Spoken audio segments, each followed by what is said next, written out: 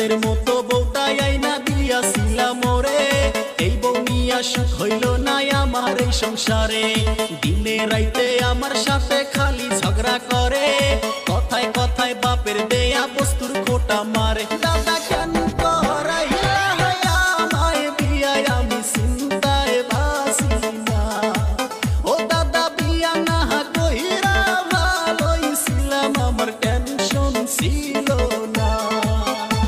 4 মাস হইছে বিয়া